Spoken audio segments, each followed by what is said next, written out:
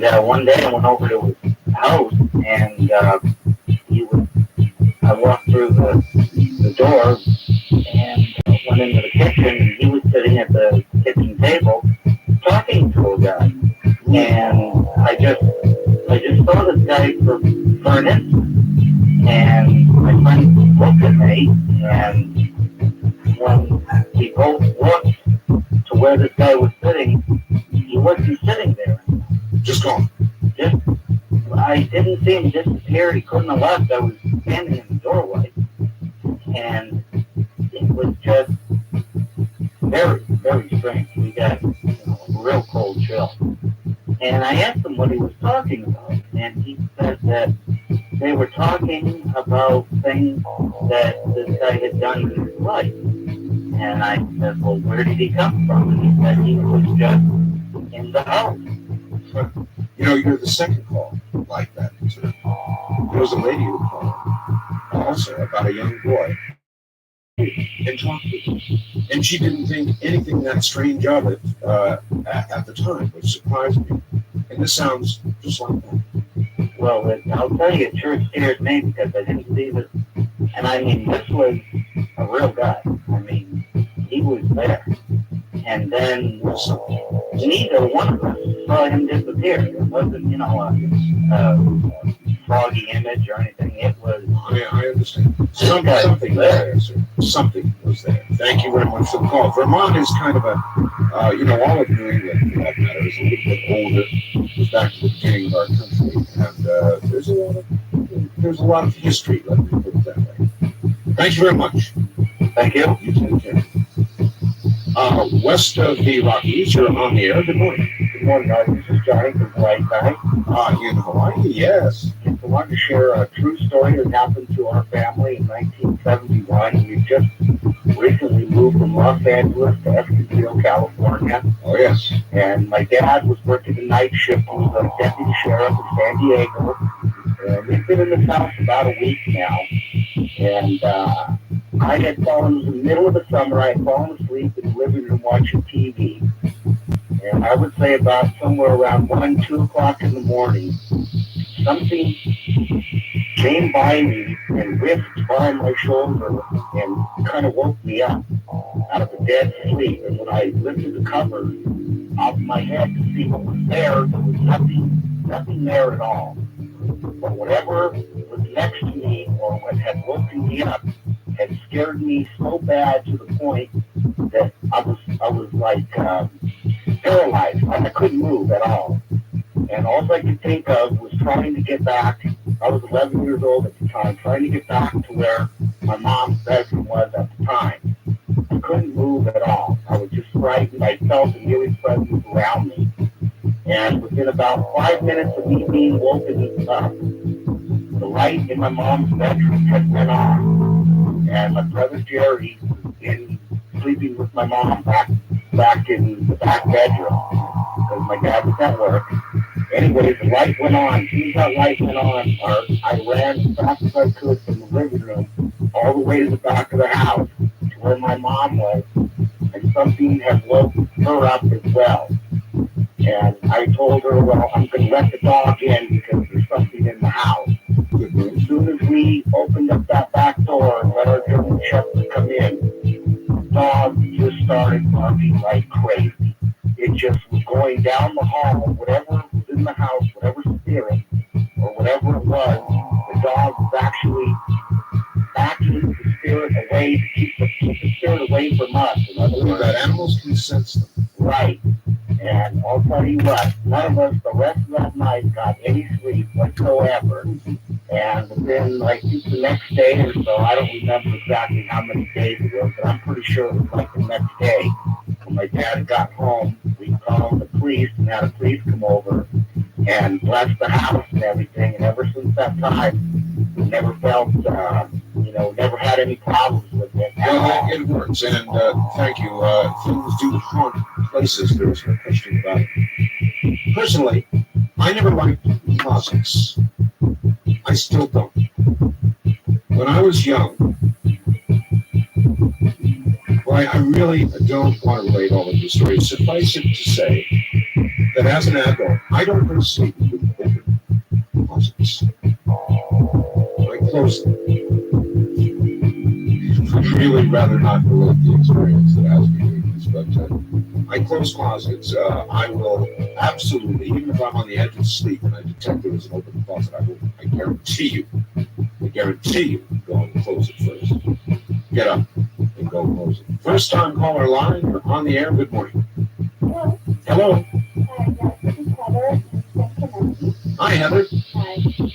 And this is a story that happened when I was about 14, 15 years old, Right. and I was living in Ohio, in an old farmhouse, and it's kind of a little short story, but this is really happened. Because my girlfriend and I got a week work for Christmas, and so I was Young teenage girls and reaching boys. yeah, I know, but we think that's the huge girl thing. Yes, it does. And well, the music work kind of led on because we were also listening to Supernatural, and listening to that, we found out about channeling. And it led on that my friend could channel spirits. Yes.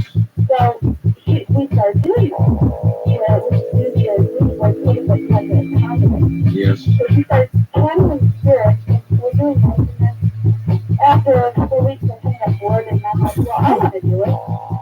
So I decided to do it, and I remember the experience having it start that I'm still there. I have my eyes closed, I know, but I can see the room, and I can also feel the presence in my body of this other spirit. And it was a freaky thing, you know. It was going all right, and I hear the talk going on between myself and her. Yes. And then I hear complaining about how bright it is in there. Did you hear it in a detached way? Yeah. Yes.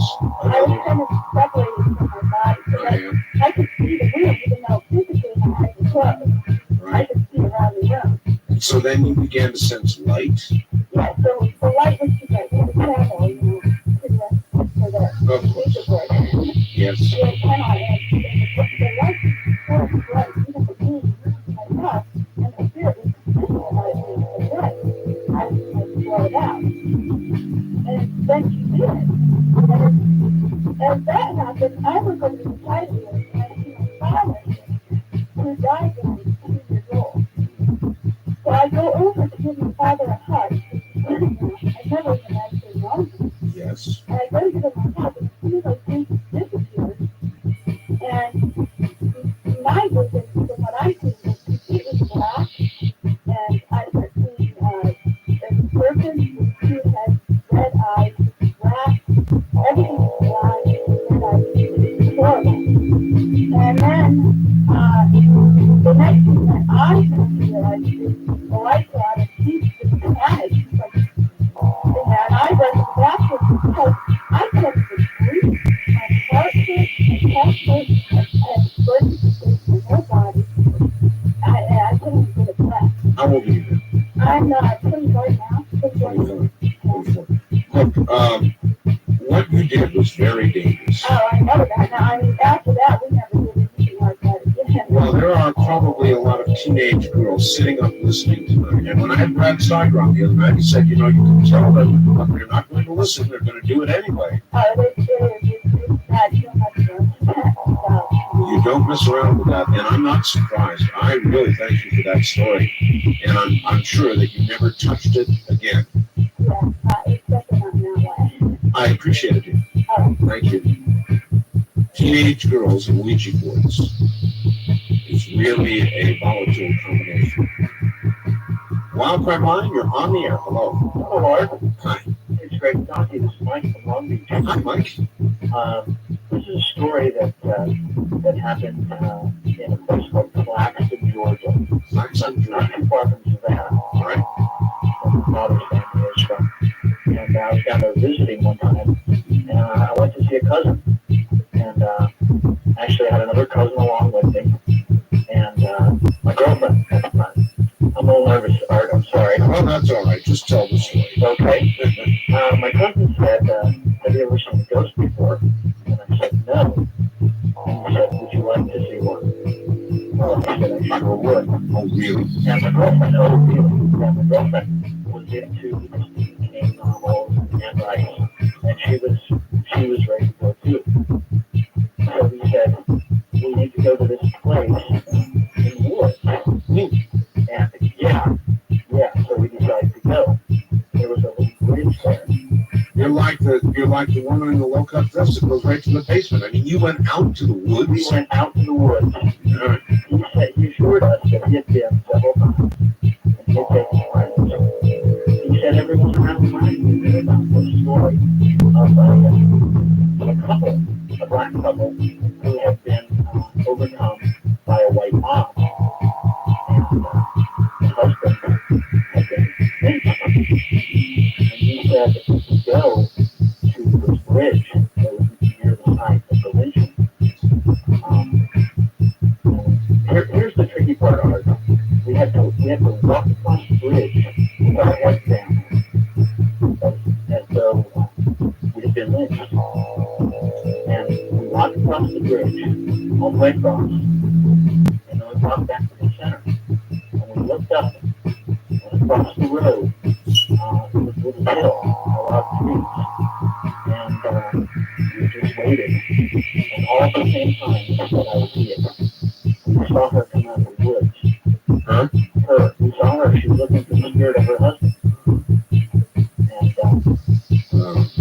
And oh man, she's right. I mean, that's, to me, that's going too far to have a truly frightening experience. Well, I wasn't very frightened. No? No, actually, I was curious. My girlfriend was running away. That would have been me. That would have been me. But I was very curious. And she seemed to be moving in slow motion, coming down the hill towards us, darting back into the trees, and then coming down a little bit further and reappearing. And although her shape was sort of horn pattern, so she a green glow. And you just stood there watching, saying, cool. We stood there. One of my cousins, I hadn't seen it before. He's now Smart cousin. a smart cousin. My girlfriend was running too. Another cousin of mine and I stayed. And Dumb cousins. Yeah. I didn't feel frightened. Yeah. So you stayed, and what happened? Well, eventually we left because the others were running back to my cousin's truck, and we didn't want to be left behind. So we followed them. But nothing bad ever came of it. If I ever go back to the class story on camera, I'll be out on that. You would do that I could again. do that again. Well, maybe it's an IQ problem, basically. Thank you very much for the call. Well, thank you, Art. Take care. Oh my God.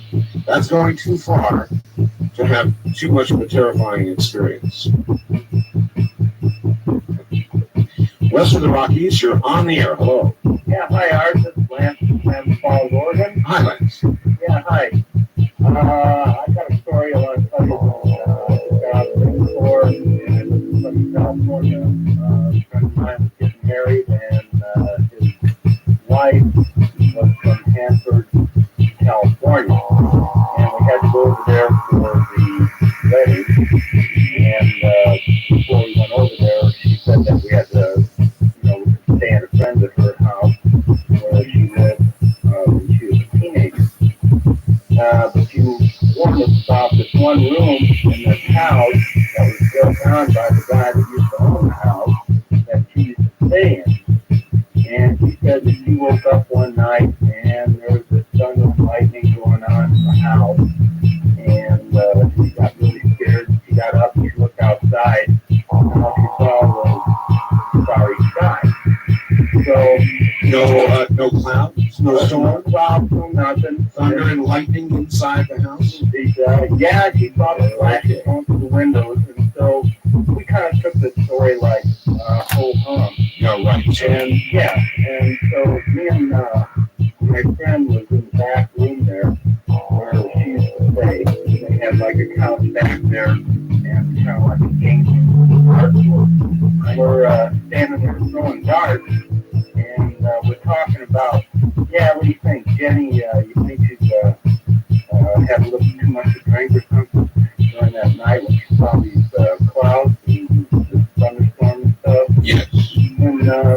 we're kind of discussing it. We just got through throwing darts, all 6 of them in the dartboard. My friend went to pull one dart out, and it popped out of the dartboard. He goes, oh no. And then, like he didn't get the points or something for the dart. And then he went to pull another dart out, and it fell down to the ground. You mean before he pulled it? Yeah, before he even touched it. He went to reach for it, and this happened all 3 times. All right. So after that, we stood back, and we looked at my 3 darts, and each one of them, one by one, fell down to the ground. And we just went, oh. Right, or whatever. Yeah, so we went and we ran and we told everybody, and they said a weird thing also happened in that house. They had their speakers set up in this house, and they're sitting there listening to the stereo, and all the speaker wires started flying off the wall and unplugged the speakers. Oh, that's bad. Yeah. Very bad. That's even worse than the darts. Yeah, well, the wedding ended up pretty good, but the marriage didn't turn out too good. Marriage. But anyway, you know what I wanted to tell you. You know what you got to do tonight? What's that? Your cat sound. Oh. The cat sound. Well, maybe I'll try and put it in. But, You gotta. It's Halloween. all right. All right, nice talking, Connor. And to you, sir. Have a good one.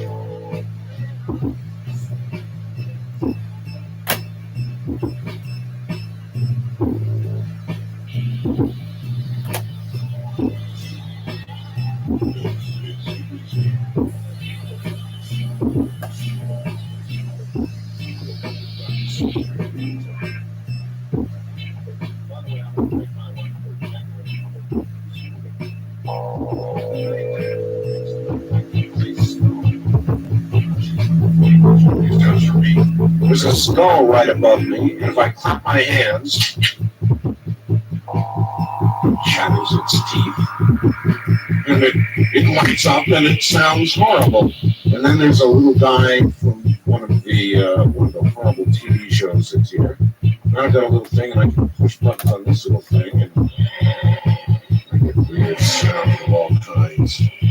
I'm telling you, she has done it up for me. So you see, I'm in the mood here, and how much you want to get in the mood is dependent on, well, the guts you have, the body parts you have, how far you're willing to turn down the lights. The only thing I will do is open the closet. East of the Rockies, you are on the air, top of the morning to you. When I was 12 years old, Where are you, sir? Pennsylvania. When I was 12 years old, a real close friend of the family died. And she came to me and gave me $1 bill. And she said that she'd see me on my birthday. So every Halloween, she comes and gives me $1. That is actually new. She does. Yeah. And that day that I first saw her, I could see ghosts everywhere. In the streets and houses. And the house I'm living in now, it used to be a funeral home. Oh, that's bad. And on January 1st of every year, there's funeral going on in the living room. All the furniture's gone. There's a funeral. Doesn't this make you want to move? I'm not used to it. Sure. Now in the living room, funeral going on. Get used to that. That's only one day a year. It'd be one day too many for me. And then you're seeing ghosts everywhere anyway. You're beginning to see entities. How do you feel about that? Well, they don't really scare me. They can't harm me. How do you know that? Most ghosts don't harm me. How do you know that? Because I'm talking. Well, maybe the ones you know. But we've heard some pretty strange stories at this point. Well, most of the ones that do are here Demons. Yeah. How does a person who doesn't see a lot of these entities like yourself discern the difference? Well, you can't really tell. Well, you've made my point for me. Thank you very much for the call. You can't really tell. First time caller line, you're on the air. Hi. Good morning to you. You know what? Let me take this real fast before I tell the story, because I heard what you were saying about that clattering teeth, little sculpting that. Yeah. Real quickly, this is language, but I almost forgot about it. A few years ago, I went to a hotel with a graveyard shift in San Diego. Oh, yes. And from my vantage point, right across is the restaurant which we shared property with. And they were already closed, but there was one man left in there who was cleaning up. And there is a phone, like you get three numbers, and we can call each other back and forth if we need to during the day. Gotcha. Okay, well, anyway, he was in the back, and suddenly he came running out into the lobby. Well, just before he did, I mean, just seconds before he did, the phone rang, and it was from the restaurant. I could tell by the switchboard it was the restaurant. And I thought he was probably from some sort of people was. Nobody was there. And I thought, what is this? And he came forward, and he had the Christmas sign. It was supposed to be maybe 3 years ago. And he had one of those little heads like you're talking about with a Santa Claus one. It will say, ho, ho, ho. Yeah. And you got to clap your hands to make some noise for it, didn't it? Yeah. Because that thing was doing that. And there was nobody clapping, hands, making the noise. And when he came out the door, the side door, he was not in my vantage point, from behind. Right? At the same time as that phone rang. And anyway, that was just a straight incident. That was kind of, I almost forgot about that one. Until I mentioned the skull. Yeah, I remember that. I think it's pretty cool. Here we go. Yeah, okay, well, this occurred when I was very young. I was about 5 or 6 years old, and this carried on for a few years. I lived in a home in Florida, California, and I don't have a full recollection of the layout of the home, but I remember my room I shared with my brother was a pretty good sized room and in the hallway. And if you walk down the hallway towards the room, to the left was our kitchen. And my mother worked a graveyard shift during that time, worked at a factory sometimes. She had to leave real late at night. And I remember the first incident that ever occurred in that house was that I knew, okay, I was kind of a strict family that the kids stayed in the room until they were out the next morning for breakfast. And, we were real little, all of us, the three of us. My brother, myself, and my sister had enough room, and that's two in front of the house. Well, I remember all the noises that I would hear. My brother making coffee, stirring the cup, laying the cup down, and then turning the lights off, and going up to my door, closing it, locking it, jumping in the car, and leaving. The whole sequence of sounds was the same. Sure. Pretty much like You get used to the rhythm of it. the rhythm of the house, exactly. Well, I do remember the first incident that I can actually recall directly was hearing after she was gone, and the house was dark again. I heard the sound of coffee cups clanking down on the counter.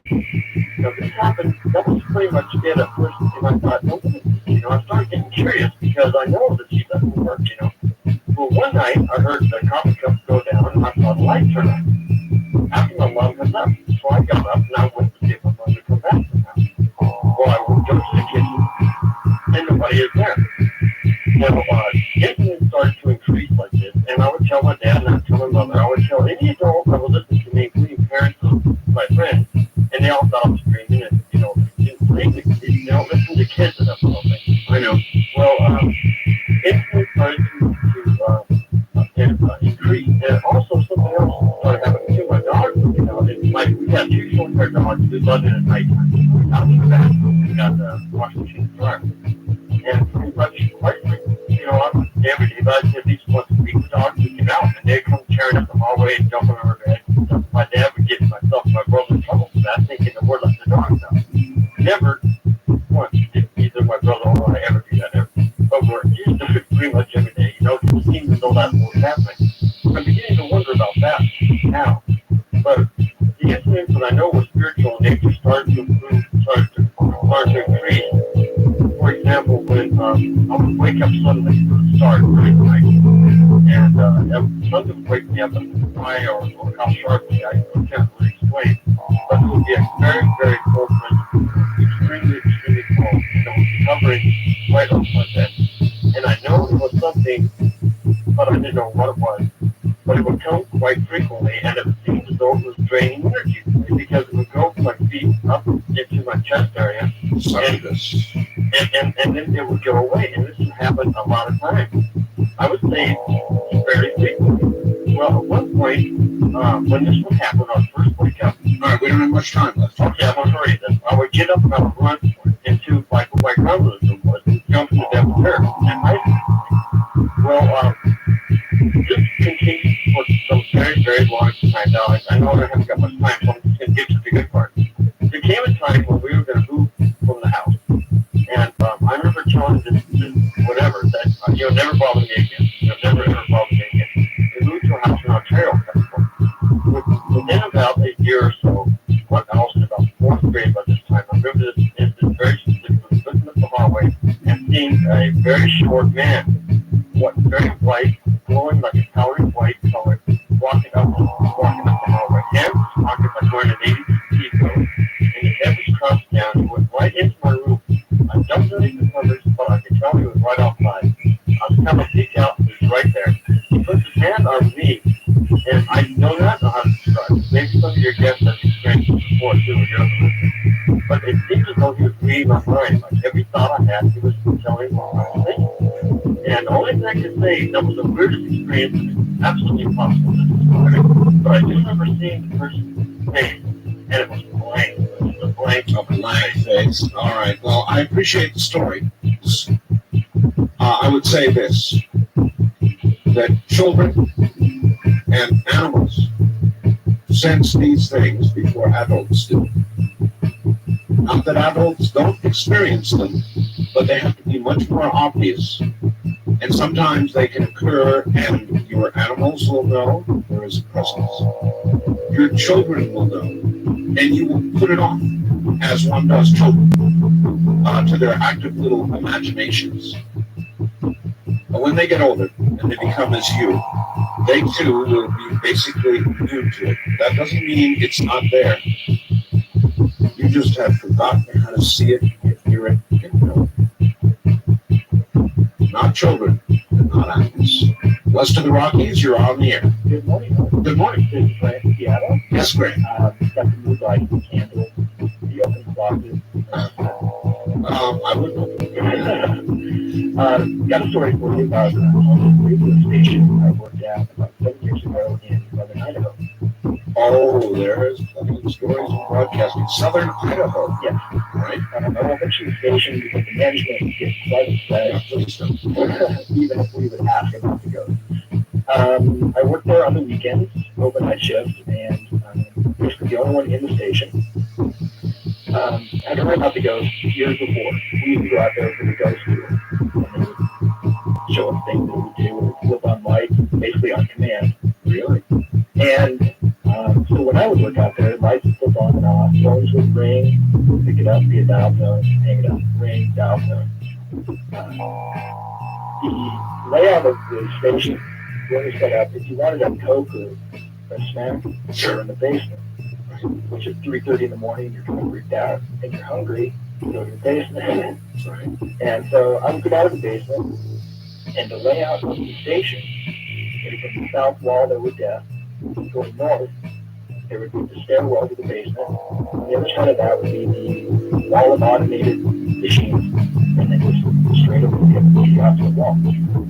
I'd be downstairs, hearing footsteps move from the desk across the stairway through the automation, just in a straight line, just get thud, thud, thud, thud.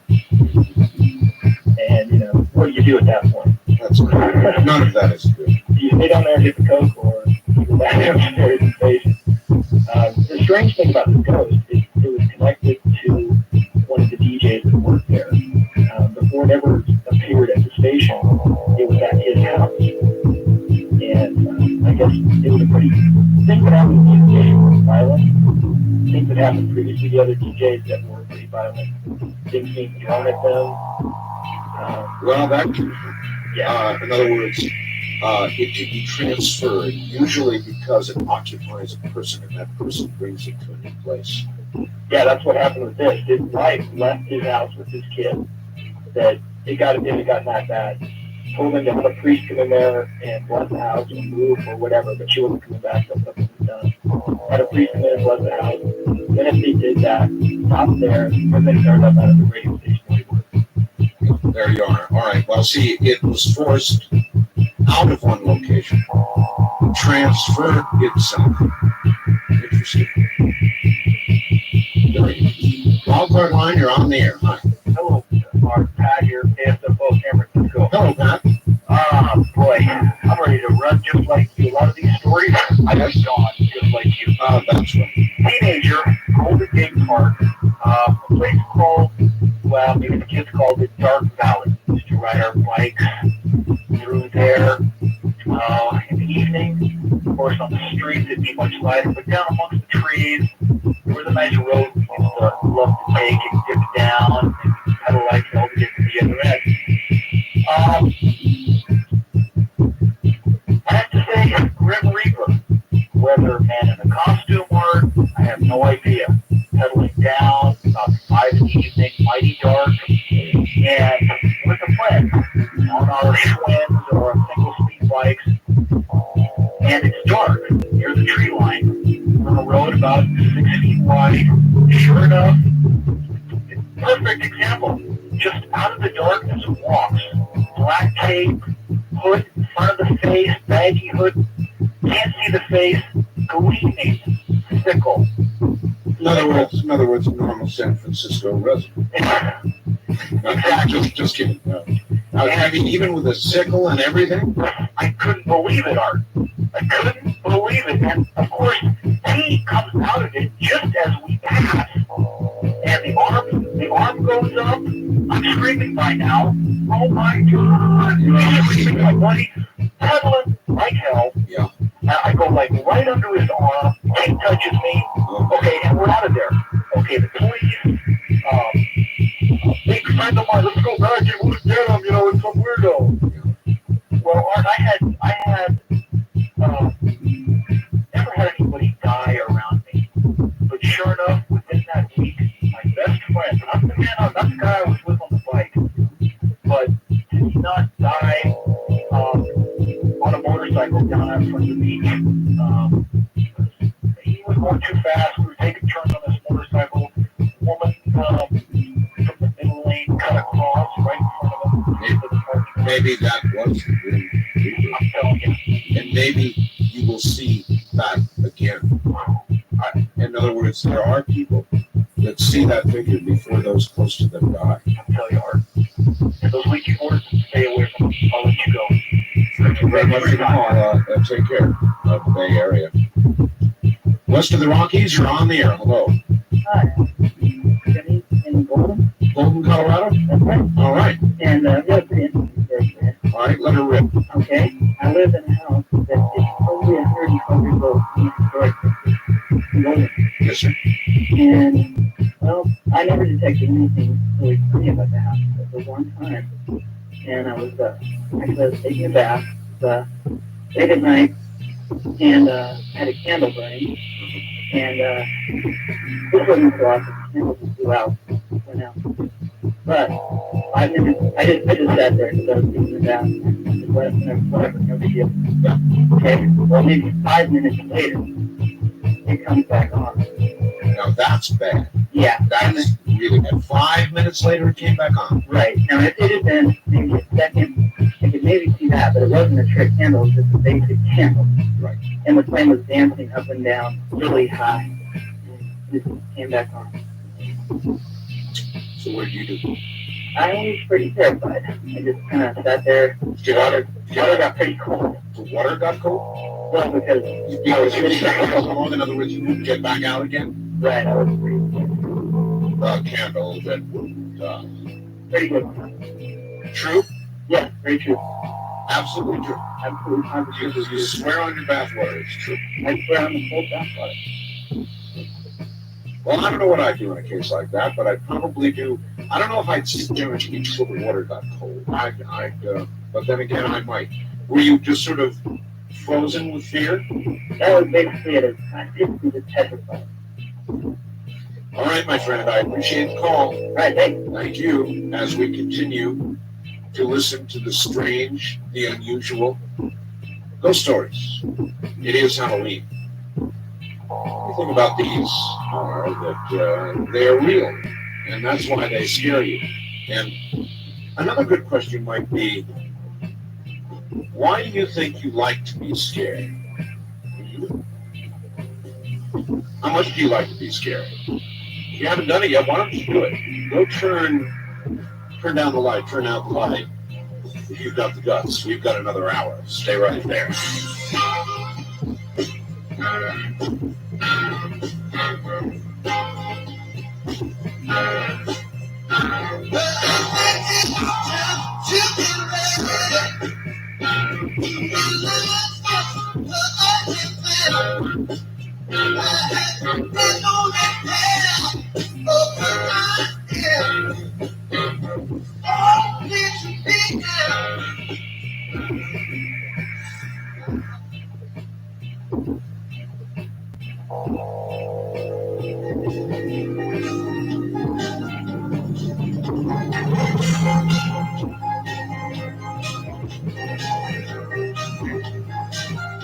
You are listening to the best of Art Bell. From the Kingdom of Nod, Coast to Coast AM continues with Art Bell.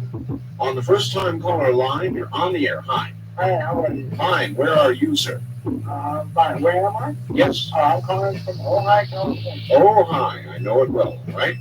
Yeah, very well. Back in 1981, I was 19 years old. Yes, sir. Okay, and I was with an acquaintance that night, and he was into the occult. Okay. Now, I was not. We said goodnight. I went home, and it was just getting dark, and I went to bed. Okay, I'm facing the wall, and then starting to doze off, and not quite asleep. I get an eerie feeling, and the room gets chilly. I turn over to the other side. There's the man that I was with earlier on that evening. Bad sign. And I looked at the how'd you get in? Because I had the door kept open and hang. And just not John. That was all that he said. And so then I got up. I was awake. I got up and I followed him. And went into the kitchen. I put down the switch, light went on, he disappeared. So I went to the door, and it was like golden and still came. So, actually, I wasn't scared that night when it happened. However, every night then on out, I went to sleep right on for quite a while. I'm sure you did. Yes, I did. And I asked him about the next day, and he just stuck with me. That's a good story because he was still alive, but I did see him there, and he disappeared. That's horrible, sir. And I wouldn't like that one bit, whether he was alive or not. That would mean he had projected himself into your house. Right, but I believe in the spiritual world, but I believe in, well, I don't believe it was actually his spirit. I believe and I believe it was probably something that he did that caused that to happen. Sure. I don't actually believe that. I'm sure so. I mean, if he left, it was obvious he knew, so he projected himself into that house in a physical form. That takes a lot of power. I've got to run. Thanks. Okay, good night. Good night. Listen to this one, folks. Dear Art, in 1975, I was stationed on the old USS Roosevelt aircraft carrier. We were on a med cruise in port in Sicily. While on leave, I went to the USO to call home. And my mother answered the phone and began crying as soon as she realized it was me. She told me, do not go back to the ship when it goes back to sea again. She was almost hysterical about it. She made me promise that I would not go no matter what might be done to me, even if it meant a court-martial. I was the supply officer's yeoman. So I made arrangements to fly to Naples, Italy, which was to be our next stop in 7 days. My job would be to set up water and garbage barges for the carrier when it arrived. My berthing area on the ship was all the way forward, just below the cat launchers. While the USS Roosevelt was going through the Messina Straits between Italy and Sicily, she collided with a Liberian wheat freighter. We hit it broadside. My berthing area collapsed the sleeping area, which had been pushed into it. The collision occurred about 2 a.m., and I would have been asleep at that time, and I would have very likely been killed. When the ship arrived in Naples, I couldn't believe what had happened. Mothers do know what's best. And it's signed simply Jerry. Wildcard Line, you're on the air. Oh, this is Forrest calling from Denver. Hello, Forrest. How are you? Fine. This another Colorado law enforcement ghost story. Did you heard the one I read? Oh yeah. Yeah, this one is on the officer will remain anonymous as well as the agency, if that's okay. That's fine. A couple of years ago, a veteran officer in Colorado was on a routine night patrol on a kind of a misty night. And he was driving along the road he knew very well, hadn't been in that area for many years. He saw a gentleman walking or standing alongside the road. Well, it was a little bit unusual because it was in a rather desolate area of Colorado. He pulled over, Sure. did a routine field interrogation Right. on the fellow. He turned out to have no ID. Gave him a name, whatever the name was, it didn't matter. And he had no reason to hold him. Not having any weapons on him or anything like that. So he just let him go. Sure. Yeah, he didn't necessarily search him, but he had no reason to hold him or act any further. So about 20 or 30 miles down the road, as he was driving along, he spots another fellow standing alongside the road. This guy knew the area real well. He did not turn back on himself or get lost. He pulls over. Here we go again. And the guy comes over the car. And the officer rolls down the opposite window. The guy looks inside the front of his car and he realizes it's the same guy. He looks at him. It's kind of taken aback. Decides, hey, what's up with this? Gets out of his car, turns the lights on, walks around the car, proceeds to want to interrogate this fellow further, and he's just gone. He's just not there. True story? Yes, I have on very good authority. I appreciate you telling me. Yeah. Thank you very much. Thank you. That is one of many in law enforcement. And as you know, they work in all hours. Law enforcement goes on 24 hours a day. So they're out there in the dark hours. And east of the Rockies, you're on the air. Hello. Hi, Art. Hello. Bill from Travis, Minnesota. Hi, Bill. KSTP. You bet. I had an experience about 5 years ago. I went to a housewarming party from acquaintance at work. And during the party, I went into the restroom, and I was standing there, and this cold shiver came over me, and then a voice in my head, wasn't my voice, is screaming, "Get out." Really. I would take that at face value. I left. There you go. Okay. And also another friend of mine who grew up in the area and some other kids that I hunt with every year. About 20 years prior to that, one of the guys that I hunted with, his mother committed suicide in that house. With a gun in the bathroom. Yes. Yeah, I don't know what it is about that kind of death, but everybody out there who's ever contemplating such a thing should bear in mind these sorts of stories. These spirits seem to be caught or linger or don't know to go on. I don't know what occurs to them. Yeah, it was the strangest thing because I questioned another friend. I've never told this guy about it, but I questioned another friend who grew up in the area and he told me all about it. And it's like, I never believed in that kind of stuff either, but I firmly believe these things. Sure. I appreciate the call, sir. Love your show. Thank you. Art, in 1971, I was working for a company that managed apartment units in San Jose, California. My job was to repair and maintain them. There was one apartment building in East San Jose where tenants were constantly complaining about one of the units on the second floor. All the people who lived on that floor said that people were constantly coming and going from the apartment in question at all hours of the night. They also said there were people chanting and screaming came from the unit late at night. The police had responded to the address many times, but no charges were ever proven. At last, my company succeeded in evicting the tenants, and a work order was issued to prepare the apartment for new tenants. So, the next morning, I responded to the unit to inspect, repair, issue cleaning orders, or whatever was needed to rent the unit. As I was trying to open the door, a kind old black lady from down the hall came over and said to me, "Son, don't go into that apartment before you bring a priest to bless it. That place is evil." As I opened the door, I beheld an eerie sight. The walls were painted black, the windows covered with thick, dark cloth. All the light bulbs were placed with red tinted bulbs.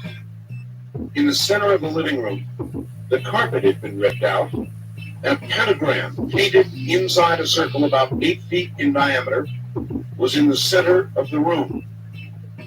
In other rooms, there were altars of some kind, and the remains of small animals that had been tortured and killed recently.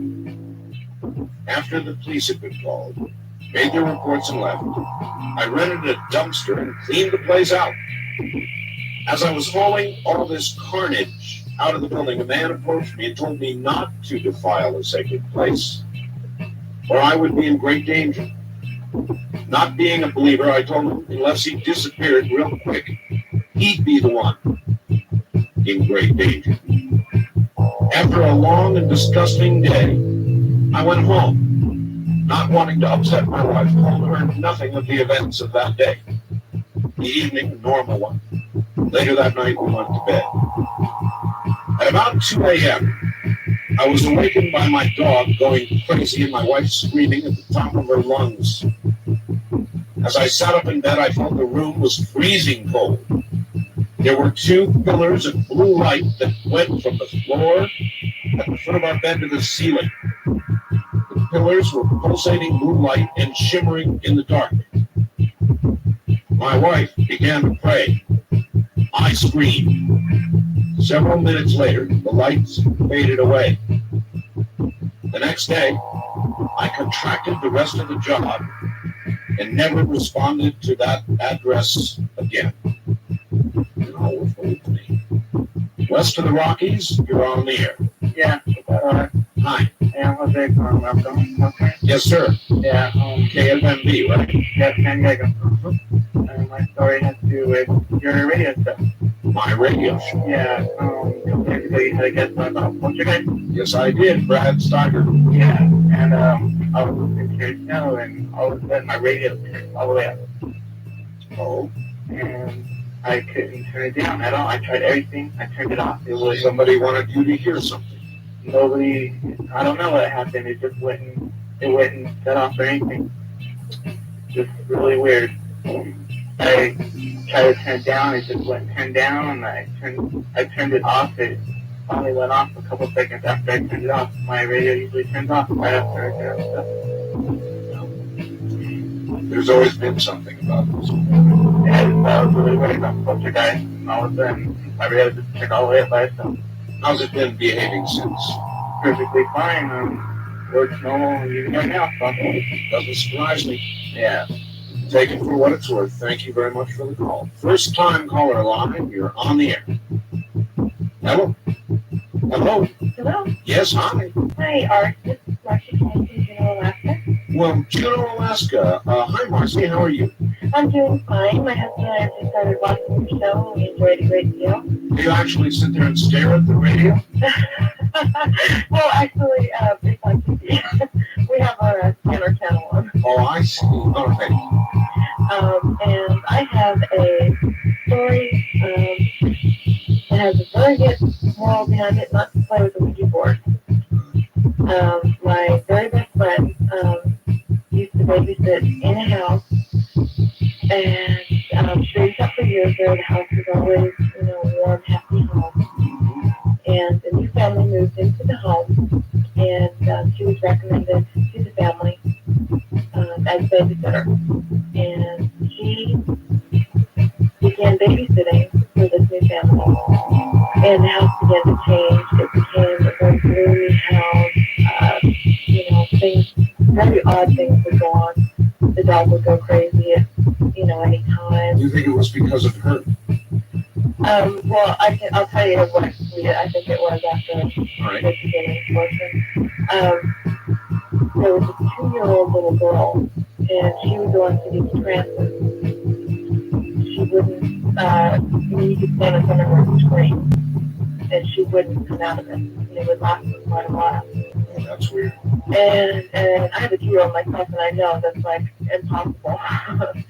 But she would go through these weird things that were going on. The kids would never wake up at night. A 5-year-old and 2-year-old, which I think is very odd myself with my children. Yes.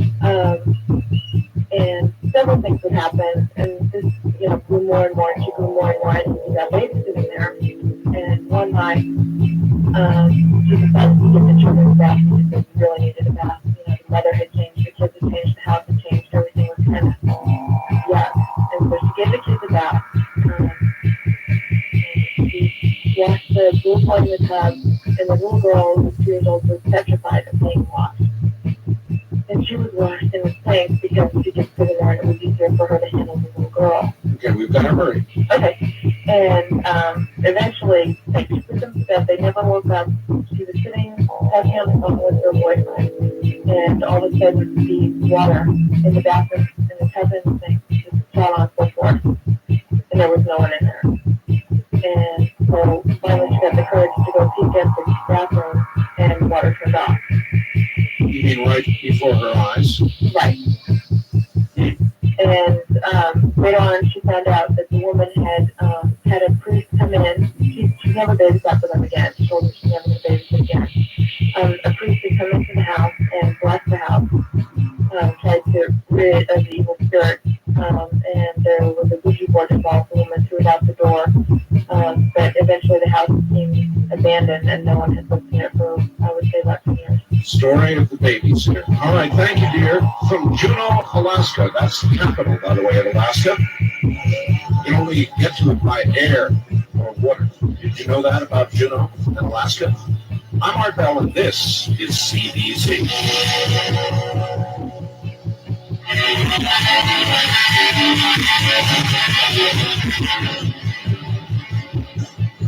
Hey, Art, 2 cousins of mine who were brothers slept in the basement of an old house about 25 years ago. Both were teenagers. The younger was very angry with his father, who was divorced from his wife. One night, the boys drew a pentagram on the basement floor surrounded by candles and tried to raise a spirit to perform some evil act against their father. Well, after a while, with nothing having happened, the boys went to bed. In the basement, there was an anvil that was so heavy the boys together couldn't even budge it an inch.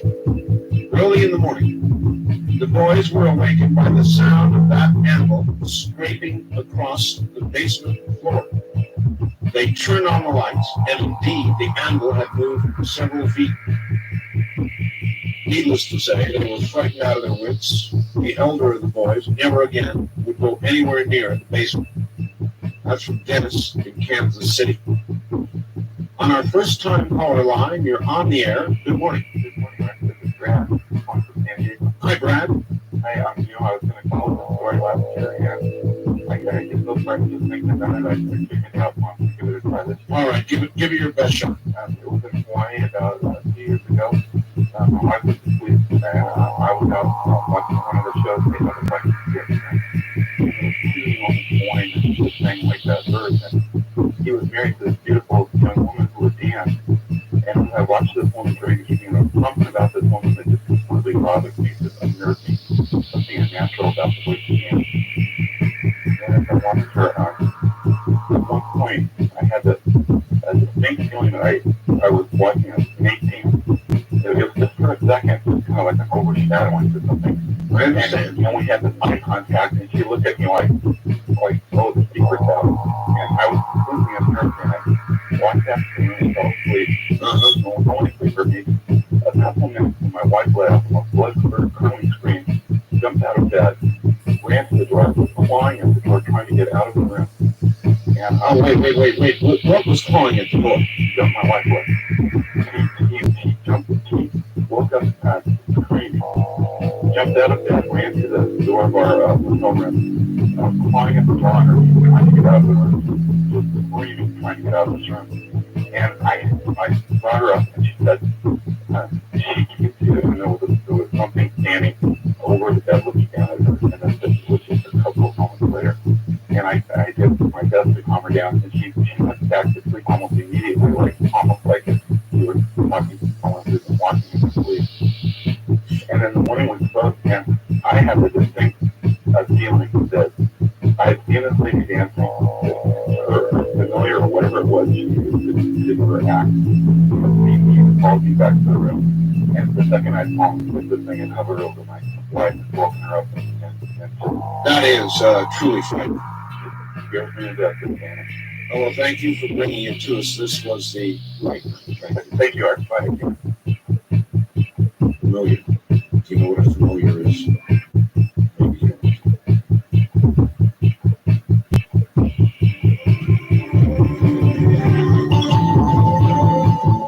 This is CBC.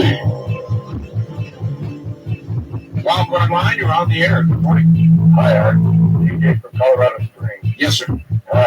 It's a long story. I was into all paranormal stuff. I had a friend who said he was a wizard, which intrigued me, and went to this stuff. We ended up going to Genesee Park at the summer solstice to see tree spirits.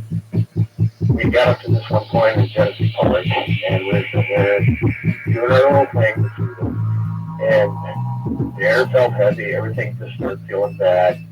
We started seeing little red eyes peering at us. Red eyes. Yeah, and they kept coming and stuff. So we decided to get out of there. Good move. We started going back to our car, and on the way back to the car, I looked off to my left, and there was, oh no, it's not right. There was a meadow, and something caught my eye, and I was just like fixed on the spot. What I saw was like gray figures out of the corner of my eye, making a circle and moving like counterclockwise around and glowing like a fire or something. And I didn't think anything of it until all of a sudden my friend stopped and turned and looked where I was looking and said, "Look at that, they're dancing." And at this point, everybody in the group freaked. We started running. And as we started to run, there were other gray figures coming from both sides of the road, following us like scouts and stuff. And like just coming at us, and I was freaking.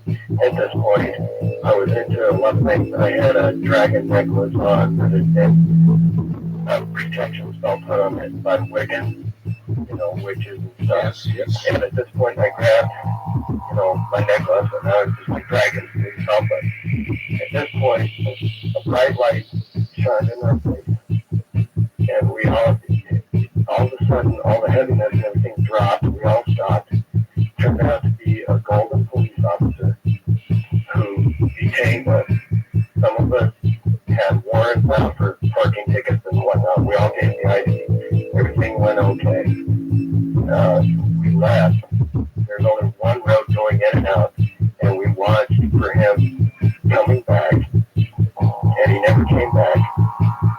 And we were all freaked out, but the next day we got our courage up and went back up in two separate groups without talking to each other. We went up. I got about halfway up the mountain into the park. I saw my friend's car, which had just been redone and everything, just dead as a doornail. We finally got that started up and got to the top of the mountain where all this had started. We went up to the spot where we had been sitting at that point, and there were thousands of ladybugs crawling all over the spot where we had all been sitting. You guys are out of your minds. And well, we were, at least I was at that point. I was into, everything, the Ouija, everything. And come to find out, talking to other people and everything, that's common occurrence when something paranormal or spiritual happens, and especially ladybugs, which are the symbol of good luck, tend to, congregate at a spot where something bad might have happened. Yes. But come to find out, not only is Genesee Park built over an Indian burial ground, but that's Jefferson County Police Patrol. That's way out of the jurisdiction of Golden Police Department. They shouldn't have been there. They shouldn't have been there, and the people that were with us that had warrants out for their arrest for not appearing in court, nothing major. But they skipped court. Nothing ever happened to that. But I'll tell you, to this day, I've not been back up there. I don't blame you. Finally, you made the right choice. That's a weird story. East of the Rockies, you're on the air. Hello. Hi, Art. Hello, Steve. I have a story that I haven't told too often, and I'm trying to recall it here as I listen to your show, but it happened to me when I was about 8 years old. That was I lived in Fort Madison, Iowa, down on the Mississippi River, and our family lived in a two-story farmhouse. It was just a two-story brick house on a hill, and I used to sleep on the south side of the house, and I faced a pasture where I used to play cowboys and Indians when I was a boy. And above the pasture valley, there was a highway that curved about a half a mile around the house. There was one night there I couldn't sleep, and I just looked out the window, and I saw these lights of a car coming around the highway. They came off the highway toward my window and disappeared into the valley where we always played. Well, I was petrified. This is a true story. I was absolutely petrified. I remember going in, screaming to my mom and dad about it. And this happened 2 nights in a row. I can vividly remember this whole thing. A few days later, some friends of mine and I were playing down in the pasture. yes. And toward the east, a light appeared. It was the same hue, the same size. And across this road, there was a grass airfield, and it was an airplane that had taken off. And the plane, we watched this plane, the front wheel was a Piper Cub, hit the phone wires and crash nose into the highway. And we watched it crash, and it crashed. It was hitting right before the place where these lights were that I had seen before. Wow. So it was a real crash? Yes, it was. Ooh, that is freaky. But it was the same size of light and the same color of light, and it was sort of like almost that I had some kind of a premonition. I understand, and I can thank you. I can understand there would be a premonition about that sort of that sort of event. A plane crash, a car crash, a death would notch itself deeply into whatever space and time exists for such things. They are traumatic events. West of the Rockies, you're on the air. Hi, Art. Yes. Jonathan to call right out for living people, so it's not the best I can do Hi, Janice. But when I was first married, my husband and I lived in Redlands, California. We flew 141s down there at North Air Force Base, and so I was home alone a lot. And we had purchased a brand new home, and it was a real beautiful home, but I went through a period of time of things were going on that just I kind of ignored, but there were kind of snaps at night. And one night I remember the garage door, the doorknob was moving, and my dog started barking absolutely crazy, so I called the police and I came out and looked down and I seen them. Then slowly there was an ominous kind of feeling began to come through the home when I would be alone at night. And I was always glad when my husband would come home from his trip because I would feel a little bit more secure. But this one night, this presence that was coming to the house became more and more obvious. And I realized, as I look back and I become more aware of it than I was at that point, that I felt an uneasiness in the home. One night I was laying in bed and we had a fluent smear on a dresser at the foot of the bed. And sound asleep, and all of a sudden I was just like a shock. I was woken. I don't know if you've ever experienced it. It was just like Yes. brought out of sleep, like Oh, a no, I full I know exactly what you're And I looked at the foot of my bed, and there was a black figure standing there. In front of the mirror, there was no reflection in the mirror. And I laid there paralyzed. Of course. And I just began to pray the Lord's Prayer. I couldn't, I had nothing else, and I had known, as a Christian, I had known that we had authority over anything, but that thing was gone. And after that, the whole house warmed up again. But it was the bizarrest experience that I had ever. I had no idea why, what triggered it, and then it was so long, and for a while I thought I imagined it. And I couldn't share it with anybody, but, as I over the years, and more people account of the same type of experiences, that something had manifested itself at the foot of my bed that had been there. Yep. It's easy to laugh at unless it's happened to you. Yeah, and it was just, my husband, I was laying there, my husband was sleeping to this whole thing. And so I just wanted to relate that to you for my ghost story. Well, there you are. Thank you, and have a good time delivering papers. First time caller line, you're on the air. Hi, Art. Hello. First night of the year on your show. I love it. Well, it depends on your definition of fun. I mean, Well, anyway, go ahead, sir. real interesting. This is Jeff calling, listening on Como, Right. Seattle area. I had an experience at the Custer battlefield about 5 years ago. Went up there with my family, and I'd gone ahead to the battle site by myself. And I was there in the afternoon, and it turned out I was the last person in the park. The ranger came up and said he'd go ahead and leave the gate unlocked, and I could let myself out. I couldn't believe it. So I'm up there right by the mass gravesite, and I had to take a walk along this path they have over to where some other guys were slaughtered. I was walking along there, and it's real quiet. The only thing you could hear was the wind in your ears. And I'm walking along, and I heard a very definite, it was a gravel path.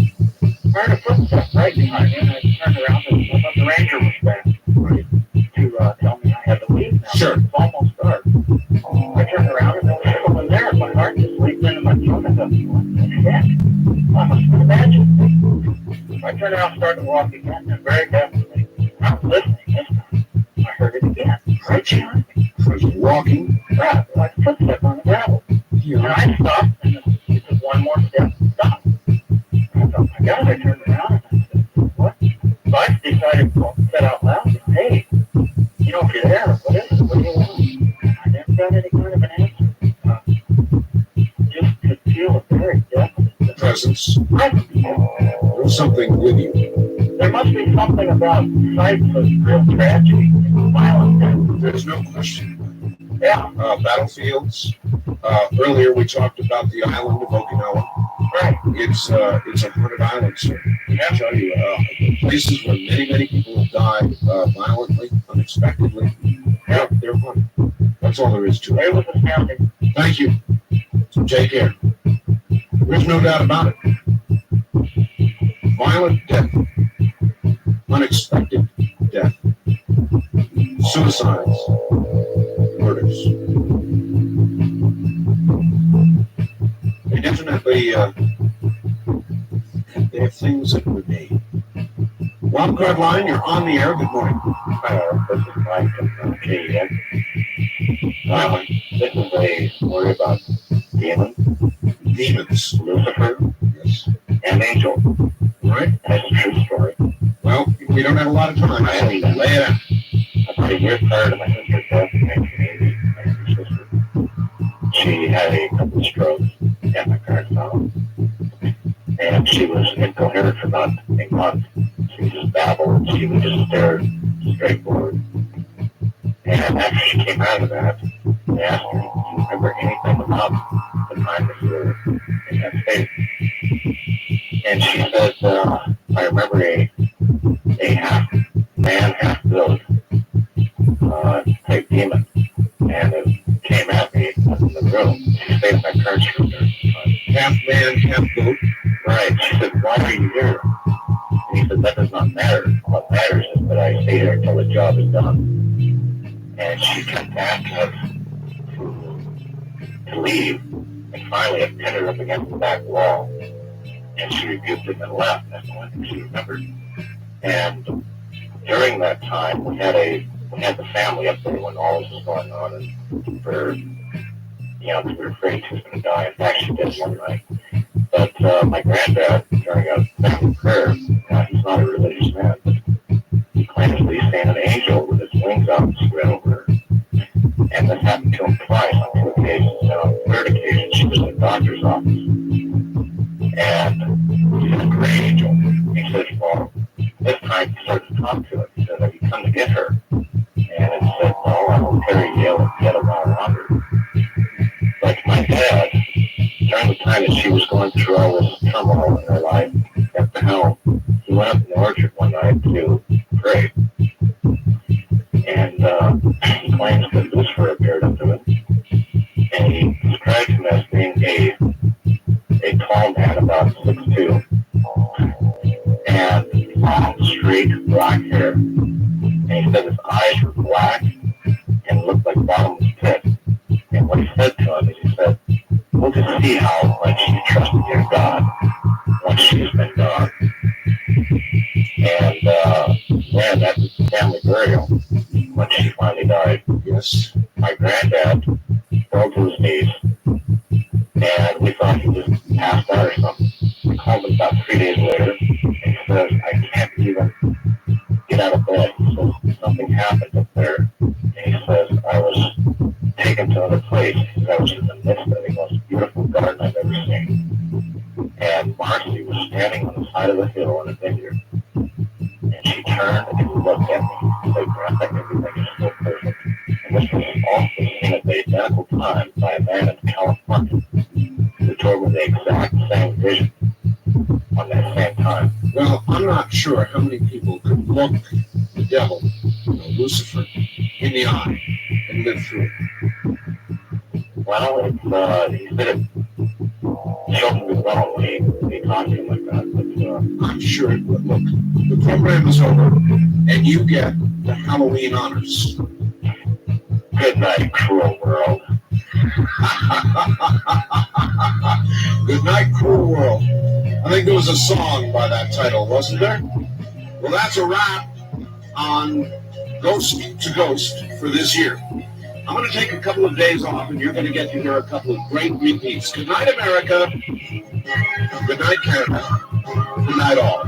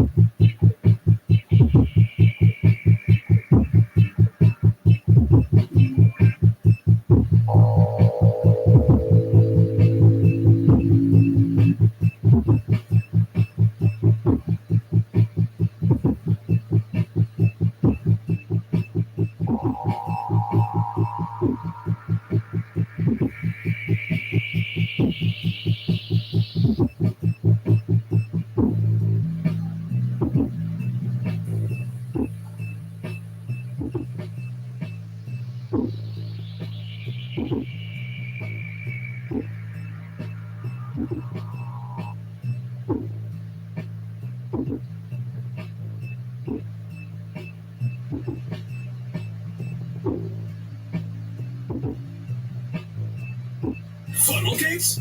Caramel dipping sauce? And sandwiches? Sweet!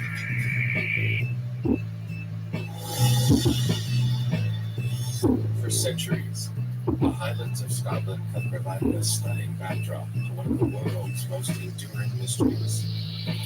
A terrifying creature that's been spotted beneath these tranquil waters thousands of times, but still remains unidentified. The Loch Ness Monster. Is it simply a legend, or a case of mass hysteria? Or could it be much more? Is a massive creature actually lurking in the depths? To find out, we'll compare decades of encounters across northern Europe and use modern science to create a brand new profile of the beast, with help from the world's top aquatic experts. What might we discover? Could Nessie possibly exist in some form? Could it even be a new, never-before-seen species?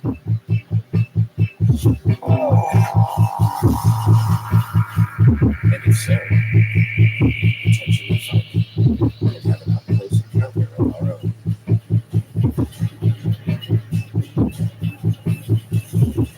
Tonight, we dive deep in search of the Loch Ness Monster. Oh, there's the bubble. There's the bubble. Get ready to come up.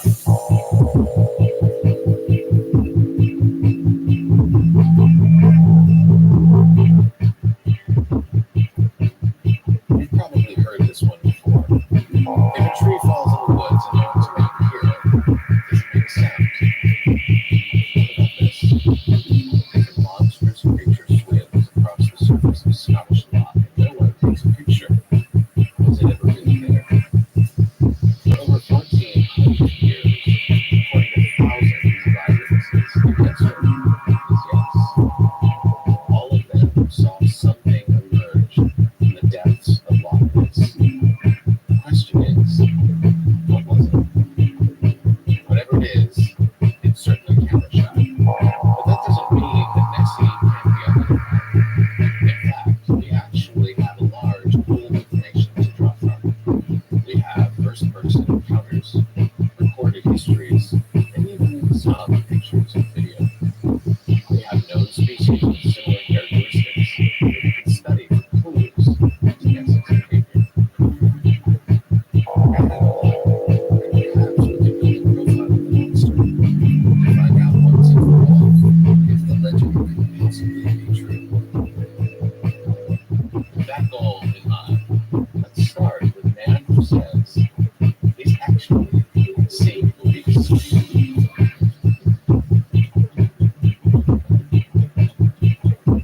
Retired engineer Gordon Knowles is one of the few people who claims to have captured the Loch Ness Monster on camera. He's taking us to the exact spot at the water's edge where his life changed forever.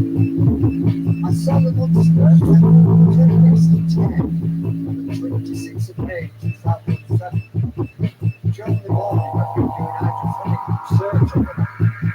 Very early, I decided to go to the lay-by, which had a good planning view of the water, about 70 foot above the surface.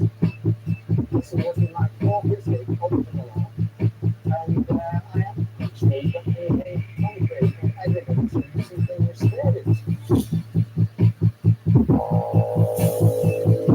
Despite years spent waiting, Gordon remained determined to see the Loch Ness Monster. And on this day, his persistence finally paid off. I've been there for a few hours and I've seen all sorts of things false. I immediately reached over the back seat to grab my camera over. I dashed out, slammed the door, and suddenly I realised that's not what you're supposed to do. I've never got with you. If you see it's a potential monster, don't slam the door because that's driving. So I then ran down to the edge of the lay-by and realised it's a weird place to go. And then suddenly I slipped over to the right and immediately I got the camcorder and zoomed into its position. For the next 2.5 minutes, I was privileged to one of the most amazing sights I've ever seen.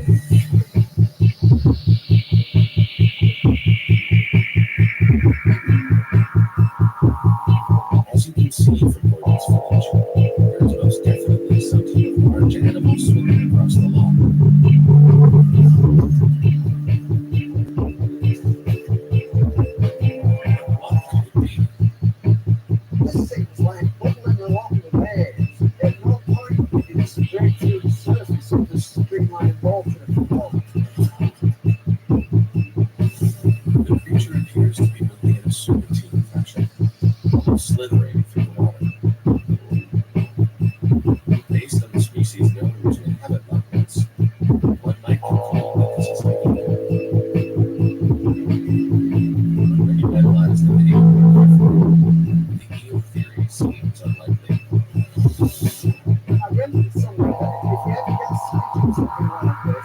should see them out, so that they're able, people that analyse the footage can always then estimate the size of whatever the creature was, and at the same time, you can prove it's not like a fake, because you see it in context. In context, the animal appears to be at least 15 feet long, much larger than any freshwater eel species, and therefore potentially something completely unknown. They certainly went at school if it wasn't some sort of god. This was a creature that had energy, that had power, that was thrusting through the waves. In addition to the creature's length, experts were able to determine that it was moving at a top speed of 6 miles per hour. This is prevalent, but the best footage up to this time of the so-called Loch Ness Monster. I realised this was a turning point in the history of the Loch Ness Monster. But Gordon is still unsatisfied. He hopes to eventually have another encounter with the creature, and this time, he plans to be ready with even better equipment. If money was no object, I got my own research boat with underwater robotic vehicles. Meanwhile, Gordon has purchased a microphone to pick up sound signatures in the water. A sky camera carried by helium is a makeshift drone, and the magnetometer. In order to understand Ness's environment, should she exist, you need to delve into all the parameters possible. Without the ones like you working tirelessly to keep things running, everything would suddenly stop. No matter your industry, Granger's here for you with professional grade supplies. Call, click Granger.com, or just stop by. Granger, for the ones who get it done. Variables in the equation. But silence alone may not be enough to catch a second glimpse. Gordon believes it will take some time as well. Witness several times terrorists come to the side of the wall and tell their faith to see something, see the monster. And by chance, being in the right place at the right time, just happened to capture on film something remarkable.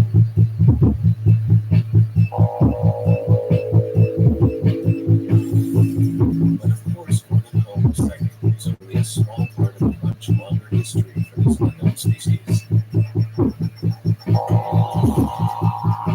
want to solve the mystery of the Loch Ness Monster, we'll have to go back a whole lot further. The Loch Ness Monster was first written about in 565 AD in the story of St. Columba, an Irish monk who was traveling along the banks of the River Ness when he happened upon a man's funeral.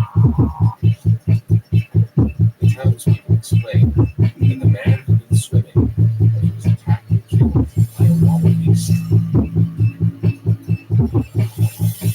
that time, people most likely believed this water beast was a dragon. But as the centuries passed, people stopped believing in dragons. Yet the sightings continued, all in the same area, and all eerily similar. A massive unidentified animal churning up the water as it swims across the lake. This was no mythical creature. This was no dragon. Witnesses confirmed that whatever it was very real. Local pubs were full of stories of the mysterious beast. But the legend of the Loch Ness Monster wasn't taken seriously until 1933, when a reputable law enforcement officer, Loch Ness water bailiff Alex Campbell, spotted the monster multiple times. What's the most you've ever seen of it in any one sighting? Basically, where I the very first saw the head connected with a huge body inside the series of its 10 feet long. The skin was exactly like that of an elephant, wrinkly, tough looking. Is it not possible this traveler that was no mistake if it is not at all? When all this evidence is combined, it seems that there actually might be a large unidentified species in Loch Ness. The monster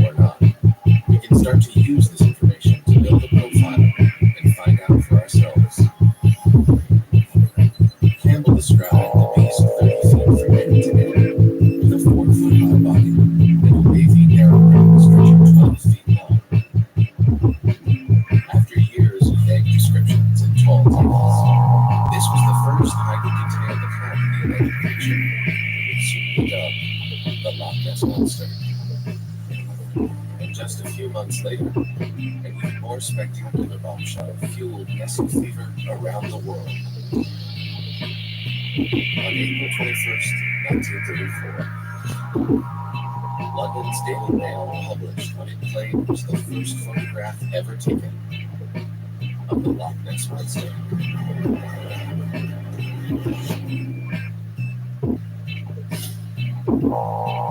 Sightings of Scotland's famed Loch Ness Monster have been reported since the 6th century, but it wasn't until April 21st, 1934, that the search for the creature truly took off.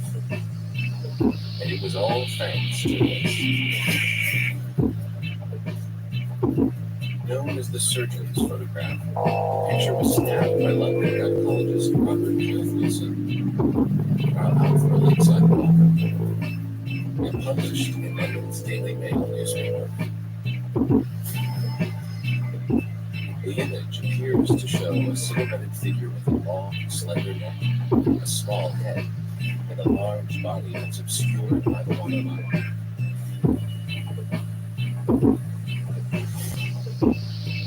Immediately after the photo was published, the British public began speculating on the nature of this mysterious beast. What could this photo possibly depict? Some suggested it was the dorsal fin of a dolphin or whale.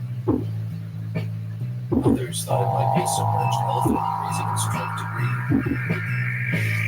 A circus had recently visited the area, giving more strength to this theory. But the most popular belief may also have been the most far-fetched.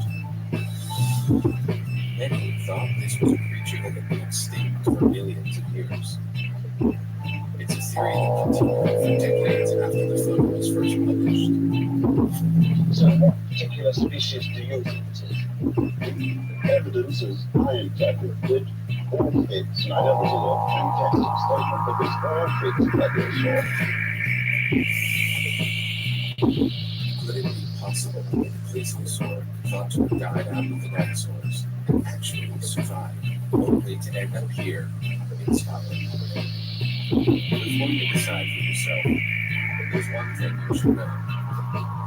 This first iconic image was a hoax.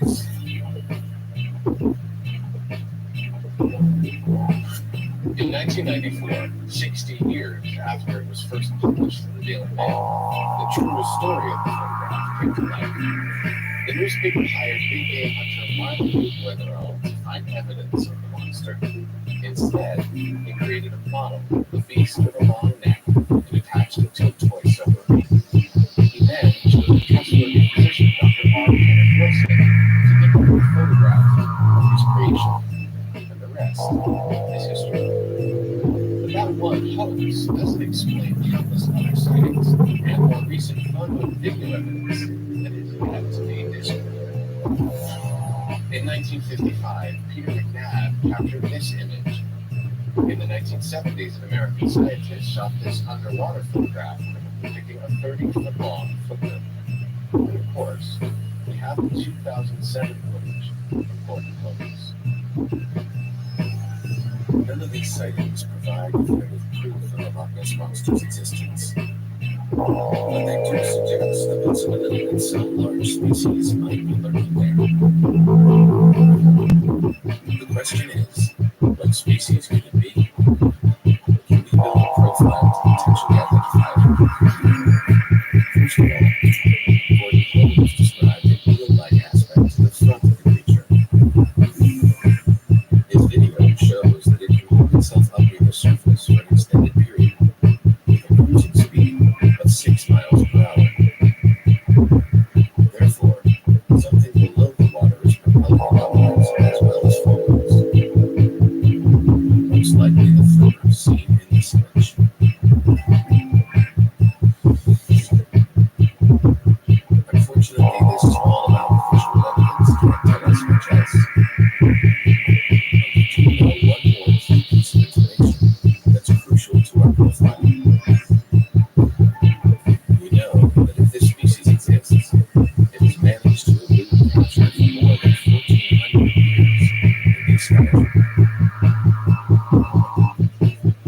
this one takes me.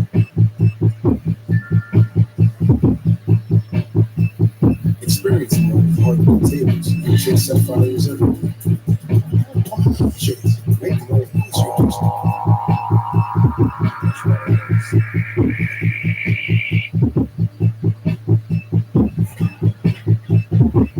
Local water bailiff Chris Conroy thinks he knows how an animal could manage to stay undetected for so long in these unique conditions.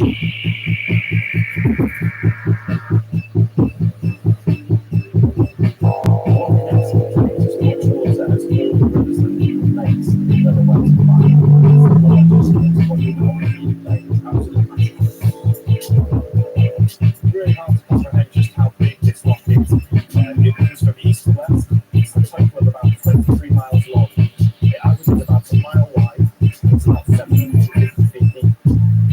If you look at the shape of the loch, you've got this really steep sides. The tops of the hills here are about the same height up as the depth of the loch. And they go straight down on the edge. It's very, very steep. And then as you get across the loch, it becomes very flat, very just full of sediment, and you get some nice top shape. In other words, there's plenty of room in Loch Ness to hide. And even if someone were to search beneath the water, they wouldn't survive long. Loch Ness features a phenomenon called a thermocline, which causes deadly conditions as you dive down. It's a stratification of temperature. So as you go down into the water, a relatively short distance, you suddenly hit a temperature barrier, and there'll be a significant change in water temperature up to maybe around 10 degrees. This affects the chemistry underneath. So if you were to go underneath that barrier, you suddenly become very, very cold. Even at the long surface, the average water temperature is 42 degrees Fahrenheit. Beneath the thermocline, without the protection of a modern dry suit, a diver can drown in under 6 minutes. And those freezing temperatures are paired with near blackout conditions. So it's an absolutely perfect place for something to hide. It's very difficult to see anything. The water is very peaty, as we call it. And peat is basically organic matter that's breaking down. It's washed into the rivers, and that flows into the loch, and you end up with this really dark, tea-coloured water. Okay, let's do a little bit of a test here just to show you what the water's like in here. So, a standard whiskey glass.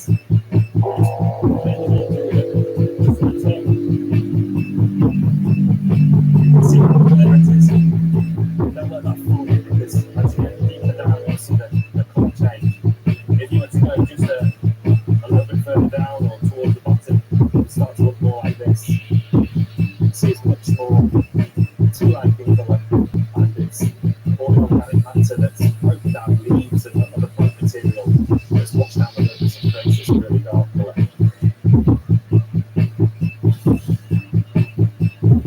While that unique water color makes the alleged monster look refined, it also gives us a significant clue to its possible parents. If it can stay undetected in these conditions, it must have a natural camouflage.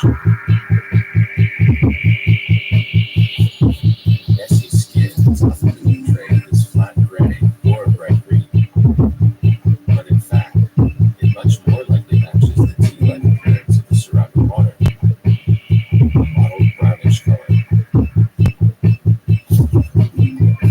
But if we hope to identify the Loch Ness monster, knowing its color won't be enough.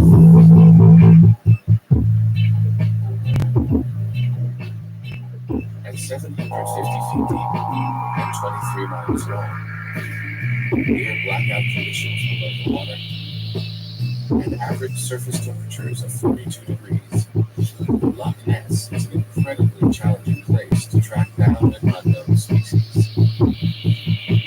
But if we hope to identify the Loch Ness monster, at some point we'll have to dive in.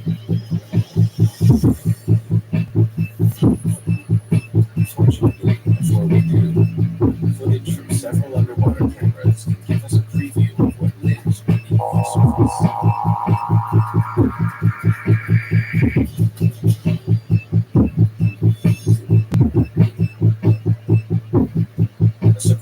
number of species thrive in the wild, even at its maximum depth of 760 feet. We've got trout, brown trout, we've got Arctic char, we've got eels, we've got black ray species, and then we've got other species which have been seen here, which include sturgeon, northern pike, and perch. And in addition to the fish, the mammals follow the fish into the river. We regularly get seals living in Loch Ness, particularly the common or harbour seal, and it's an easy food source for them.